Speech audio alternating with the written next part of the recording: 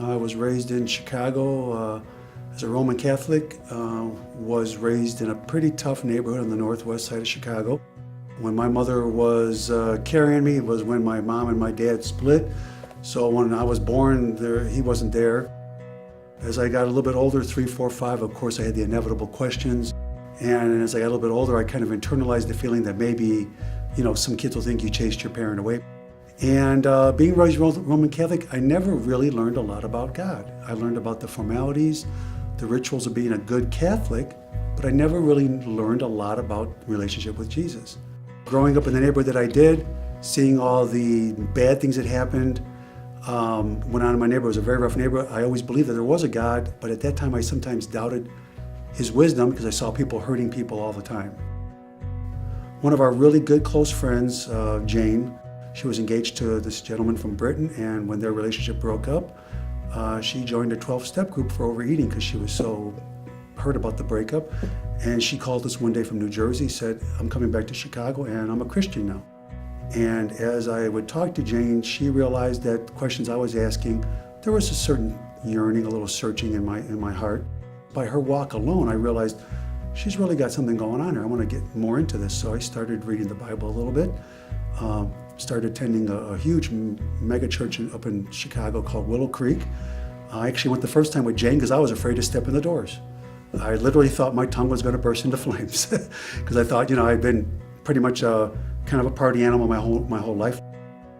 And along the way, I started to get these feelings in my heart. Things were changing. I was starting to look at people differently. I was starting to care more about people than I did in the past.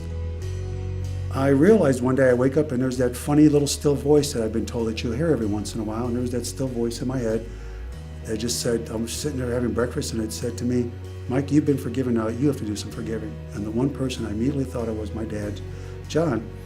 A lot of who I am now, a lot of what I went through back then, I had a lot of angst because my father wasn't there. It was a very rough neighborhood. I had to learn how to deal with things on my own. I didn't have someone to run to. And just the idea that how can I forgive this person who wasn't there for, pretty much most of my life. The last time my dad and I had talked was when I was about 14. But I realized that the voice was telling me what I needed to do.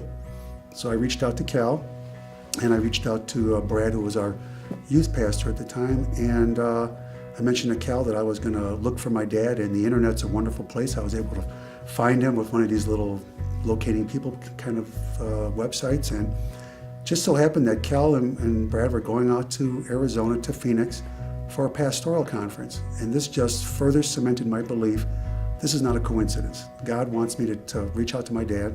So I crafted a short letter, just letting my dad know how I felt and how my belief in Jesus.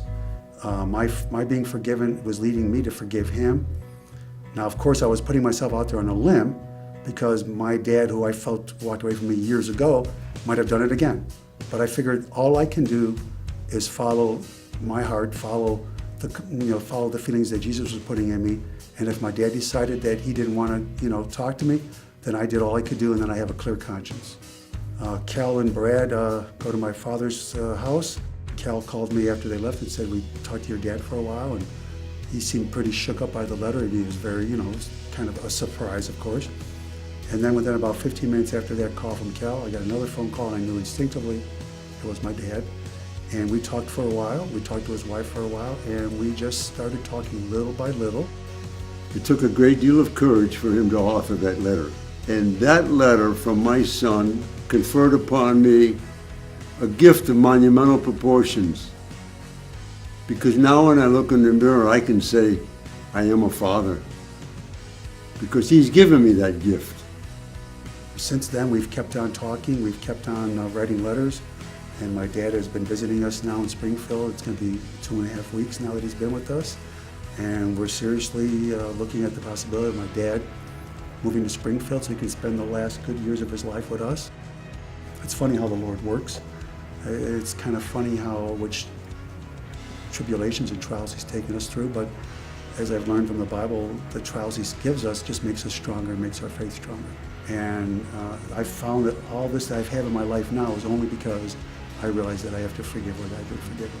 Forgiveness means I have been forgiven and given back my son.